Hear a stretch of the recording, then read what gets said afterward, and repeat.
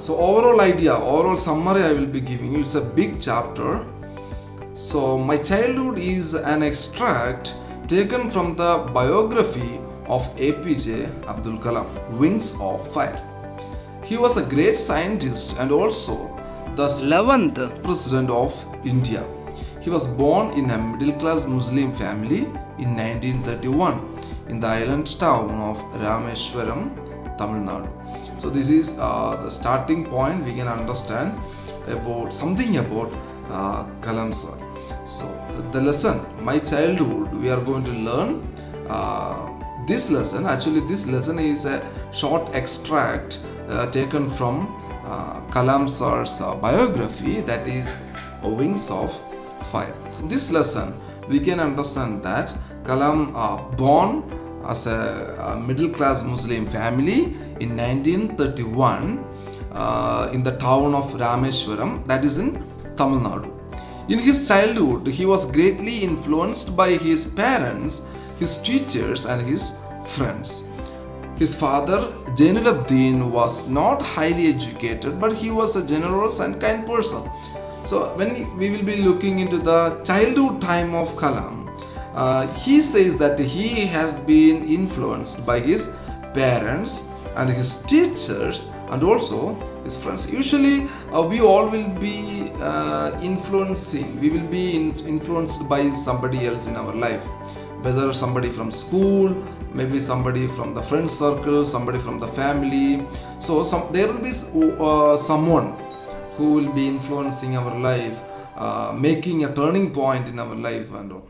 So he says something about his parents. What he says about father Jainuddin, he says that he was not highly educated, but he was a generous and a kind person. He was not rich, but provided a secure childhood to Abdul and his siblings. Even though father was not rich, he was providing whatever they want for a secure life. Abdul Kalam inherited honesty and self-discipline from his father and faith in goodness and deep kindness from his mother. This is two important statements that Kalam mentioned there. These are the two important things that he got or inherited from his parents. What did he inherit from father? Kalam inherited honesty and self-discipline from his father, and also faith in goodness and deep kindness from his mother. Usually we will be learning some good attitude, good character from our parents and brothers or sisters. So same, he is mentioning two important things that he got in his life from his parents. Okay.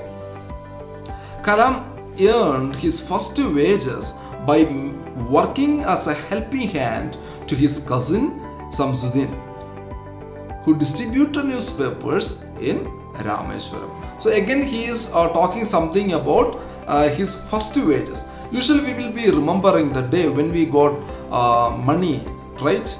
Like a salary, not like salary but like a first wages. Maybe working for 10 rupee or 20 rupee, we will be helping our mother or father and they will be giving little money, maybe cleaning home or washing dress, something. So that will be in our mind the day when we worked and got money, right? So after working, if you got some wages, some money, it will be in our mind. So for Kalam, it was from his cousin. What is the name of the cousin? Samsuddin. So what he was doing, he was distributing newspapers in Rameshwaram, and Kalam just went to help him and he was giving little money for him. So that was the first wages, income that Kalam earned. In his childhood, he had three close friends, Ramanatha Shastri, Aravindam and Shiva Prakash. So these three names also very important. You have to keep in mind three friends, close friends of Kalam was Ramanatha Shastri, Aravindam and Shiva Prakash. So when you listen these names, easily we can understand these names are coming from Hindu background, right? So once when he was in 5th standard, a new teacher asked him not to sit in the front row along with the high caste Brahmin boys. Abdul found Ramanatha Shastri weeping as he went to the last row. This made a lasting impression on Abdul Kalam. It is a very important incident that Kalam mentioning in the book. What is that? Kalam was having 3 Brahmin friends, close friends, and Kalam was a Muslim boy. And when he was sitting with these Brahmin boys, a teacher came and shouted with him and separated Kalam from the Brahmin friends and made him to sit alone. So when Kalam was looking at his friend was crying, weeping, because the teacher separated him in the name of religion. So it was a painful incident that Kalam is still remembering, that a teacher is coming and separating students in the name of religion. Abdul was also greatly influenced by his science teacher Shiva Subramanya Iyer. He learned the lesson of breaking social barriers from him. So you have to remember, you can underline the names with the pencil in your textbook, the main characters, the main name of the place, an year, or name of friends and teachers and all, you can just underline. It will be useful for you. So again, Kalam is introducing about a science teacher. His science teacher, his name is Shiva Subramanya Iyer. So why he is introducing? Because Kalam influenced by this teacher, because he learned the lesson of breaking social barriers from this teacher called Shiva Subramanya Iyer. Iyer invited him to his home for a meal. His wife refused to serve food to a Muslim boy in her pure kitchen. So what happened? This teacher, even though being a Brahmin teacher, he never have a social, he never have a thought of separation of the religion or caste. So this teacher invited Abdul Kalam, being a Muslim boy, he invited him for a meal in his home. So when Kalam went to the home of this teacher, his wife, Shiva Subramanya Iyer's wife, was not ready to accept this Muslim boy in home, because they are pure Brahmins and their kitchen is very pure. It is not possible to accommodate another religious person in the home. So she was not ready. But the teacher was very good, Shiva Subramanya Iyer. He invited him inside for the meal. Iyer served him with his own hands and sat down beside him to eat his meal. He convinced his wife to serve the meal with her own hands, and this was successful in changing her conservative attitude. So now, even though Sar was not having any discrimination about the religion, his wife was having the discrimination. She was not ready to accept a Muslim boy or another religious boy inside the home or to give food. But what happened? Now the teacher, Shiva Subramanya Iyer, was serving food to Abdul Kalam and they both were eating together. So later he requested the wife to serve the food.